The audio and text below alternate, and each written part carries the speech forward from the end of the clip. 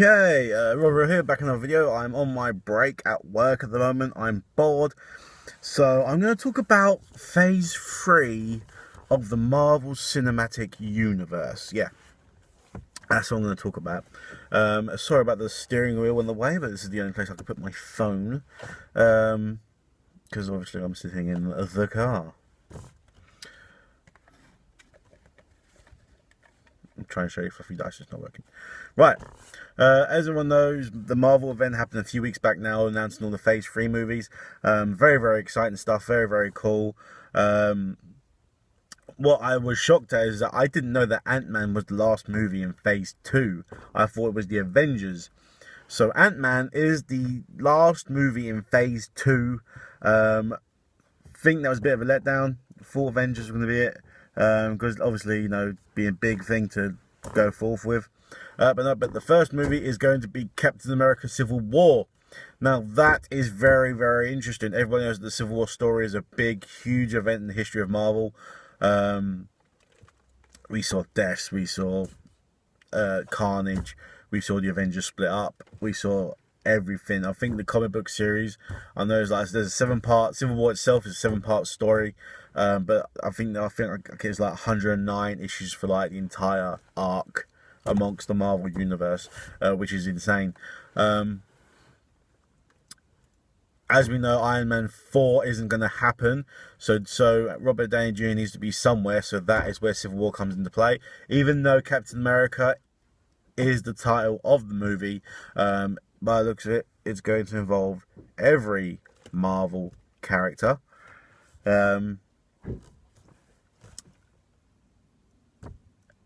And I hope it goes well, because obviously with it being the first movie in Phase 3, there's 9 movies in Phase 3, 9 movies. Obviously it being the first movie in Phase 3, they've got 8, well, we say 8, more like 6 more movies for the Avengers to come together again for the Infinity War. So what we're going to see in Civil War, I don't know, but I'm very, very excited for it. Next, I think it's Black Panther. I'm not entirely sure. A new hero, always like a new hero. The guy playing Black Panther is Bothwick Chatham, or Chatham Bothwick. I don't know. He's playing James Brown. That's a movie that comes out tomorrow. I've got hiccups. So that's going to be good, because we've yet to get a black superhero, excluding Falcon, because Falcon, and excluding War Machine, because they're not actually in the Avengers, whereas Black Panther will be in the Avengers, as far as I'm aware. So we're going to get a Black Panther movie. I know my good pal Vintage is very, very excited about this. I don't know a lot about Black Panther. I don't know whether he's good. He's going to be good. Well, I'm going to look forward to it anyway. Because it's all Marvel, but you know, new thing. Black Panther's new. Don't really hear a lot about Black Panther. I wouldn't say he's a main Avenger, but you know, we said the same about Ant-Man. Let's see how Ant-Man goes. So I don't know what to think about Black Panther. Then we got, I think it's Thor 3, or was it Guardians 2? It's Guardians 2. No, it's Thor 3. It's Guardians 2. We've got Guardians 2. It is Guardians 2. Yeah, Guardians 2. Now, Guardians of the Galaxy was a fantastic, fantastic movie. I loved it. It was amazing. So Guardians 2 is going to be even better, I hope, because now we know what we're heading towards. Guardians 2 will be, obviously, where we finally see the Guardians heading towards Earth. Or we could not. That could be saved for later. Guardians, do they need a second movie to bond before they get involved with the Avengers? Possible. But obviously the heading towards Earth could be a post-credit scene, because we all love our post-credit scenes, don't we, Marvel? But like, again, I don't know much about the Guardians of the Galaxy, but you know, that team, that movie was phenomenal. Isn't it like the best Marvel movie to date? only not surpassing Iron Man. I think it is. I'm not too sure. But it was a phenomenal movie, and I can't wait for the sequel. Obviously, Infinity Stones. We need to see. We've seen 3 Infinity Stones so far. 1, 2, 3. 3, I think 3. So there's another 3 to go, I think. So obviously we need to see these 3 stones before we get to Infinity War, which we're not going to get to yet. Then we got 4-3, Ragnarok. Now, I haven't read Ragnarok, the comic book, but if I know rightly, I think that's where Thor gets cloned. Once again, I'm not too sure on this one. So we're going to see the Ragnarok storyline. I think it's where Thor gets cloned. And it's like this horse guy. This horse Thor. I'm not too sure. I don't know. Made by Tony Stark. So again, Tony Stark's coming into Thor 3. Possible. I think they should just go with Iron Man 4. I don't know why I didn't. And that, yeah. And then we go on to Infinity War 1. Now, obviously, the trailer leaked online. What I say, the trailer was a mashup. It was a mashup of like footage from Phase 1 and Phase 2, with a little bit of Thanos at the end with the Infinity Gauntlet, which was absolutely amazing. It was amazing. Now, Infinity War Part 1, I think, is where we see Thanos get all the gems and face the Avengers, and kill all the Avengers. Because if you read the Infinity War story, you see that all the Avengers die except Captain America at the end, and then Captain America defeats him. Spoiler! Woo! However, we don't know how the Guardians are going to come into play. We don't know how Thanos is going to get all the Infinity Gems. We don't know when he's going to come to Earth, how he's going to come to Earth. We don't know how many Avengers are going to get involved. We just don't know. But that's how I think Part 1 will be played out, is that everybody dies and it's all misery and mayhem. Or it's just Thanos getting the Infinity Gems and the Avengers trying to foil him. Or the Guardians trying to foil him in the galaxy, and then the Avengers trying to foil him when he gets to Earth, and until he actually gets all the gems, and then everybody dies. And it's all misery, and everyone's like, no! Cutscene! No! Yeah, credits. And then in between that, we got the Inhumans. Now, to me, I didn't think the Inhumans was a popular comic book, but again, everyone said that about the Guardians.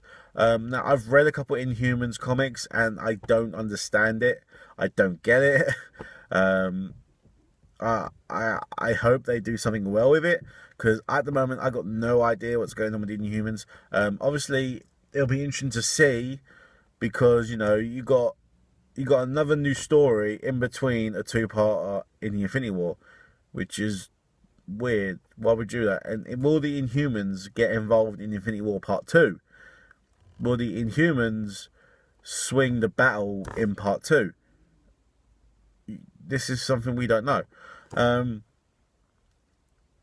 It's a weird thing to try and figure it out, because obviously, you know, like characters like the X-Men and Spider-Man played a huge role in certain movies, that in certain events that happen that Marvel are making into movies. So trying to see what they're going to do with it without these characters, because of license reasons, it's hard. It's hard to predict, and it's hard to see how they're going to do it. But I have faith in Marvel, because Marvel hasn't, like, you know, they haven't turned us wrong so far since 2008. But when Infinity War 2 comes out and that's over, what next for Marvel? I mean, personally, I think they should stop there.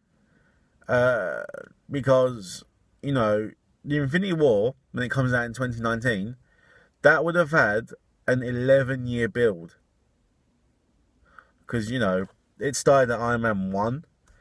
Iron Man 1 started off the chain for, you know, the Phase 1 to Avengers 1, because there were all the characters to be introduced. But, you know, at the end of Avengers 1, we saw Thanos, and we all know it was going to be a bigger build towards something bigger, towards something monumental. And now Phase 2, especially with Guardians, you see Thanos again after the Infinity Gems. And then, obviously, with the announcement of Phase 3, you know that the last Avengers movies are going to be based on Thanos and the Infinity War. So, from 2008, when Iron Man first came out, up to 2019, to when Infinity War Part 2 comes out, that's an 11-year build for a movie. I mean, not many people can say that, you know, they've had an 11-year build. I mean, people can go on about Harry Potter, but with Harry Potter, each movie was individual for a build towards an end, but you all knew about it, and you knew how it was going to go down, and you know that's it. Once that last movie came out, there was going to be no more. But with Marvel, with an 11-year build, they could carry on, but with such a build, with such excitement surrounding that movie, could they build on that? I mean, there are stories. There are stories where they could carry on. I mean, I've heard rumors that Phase 4 will be based on Hulk. Will be based on like the stories of Planet Hulk and World War Hulk and all that kind of thing. But would that work? You know, knowing that Avengers, well, I say it was 1, 2, Avengers 5 will all be about the Avengers facing the Hulk, because they can't control Hulk and all that stuff. I've heard rumors about that. Then I've heard another rumor about it could be the Secret Invasion story. Me personally, I haven't read the Secret Invasion story. But again, it could be. And then I've heard rumors that it could be the Secret Wars. Once again, I haven't read the Secret Wars story, so I can't comment on that. But are those stories going to be big enough to be bigger than the Infinity War? Because not only is the Infinity War an 11-year build, that's up to Part 2. The Infinity War is a 2-part movie. I mean, if I was Marvel, you know, you would know that after that movie, it's just going to go downhill from there. Because there's nothing that can be bigger than that kind of build. And I'm talking from a wrestling kind of standpoint as well. To have a build like that it's undeniable, and the excitement is going to be off the chain when that movie comes out.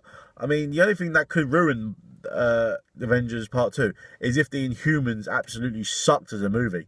But you can't think like that. You got to think of it as an individual movie and not as, you know, a sequel to the Avengers Part 1. But it's a weird subject. It's intriguing. Let's do this. I'm excited for the future, and it's a brilliant time to be a comic book fan right now, especially with the resurgence of the MCU. I mean, DC will never, ever catch up with the MCU. Never in a million years. I mean, not this far in to the MCU. I mean, DC are rushing it like there's no tomorrow. I mean, Man of Speed, yeah, good. It was a good film. But to have Man of Steel, but to have Man of Steel 2 with every single other DC guy in it as well, it's like, yeah, we're going to have this big team-up movie first, then everyone's going to split apart and do their own movies.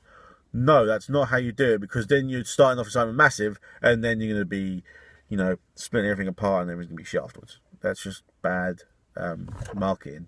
But DC do own the television. DC owned the television world, because obviously with the likes of Gotham and Arrow and Smallville and Flash has just come out. I mean, I don't watch Arrow and Flash and Smallville. I don't like them. Loving Gotham though. Gotham's really cool. But do you know why? Because it's nothing to do with Batman. Gotham has nothing to do with Batman. That's why it's amazing. But again, Marvel are really trying to counter DC on the television, especially with Agents of S.H.I.E.L.D., which I love, and now with Agent Carter starting in January, which will be quite good to see what happened with Peggy Carter, see what happens with Stark's dad. You can see a lot of things going into the MCU from these programs, which I am really excited about. So not only is the MCU going to be amazing, Marvel television is going to be amazing. So I'm Robert Rebel on the Retro Channel, talking about comic book movies, especially the MCU. I'm hitting the 15-minute mark. Rebel eyes and later peeps.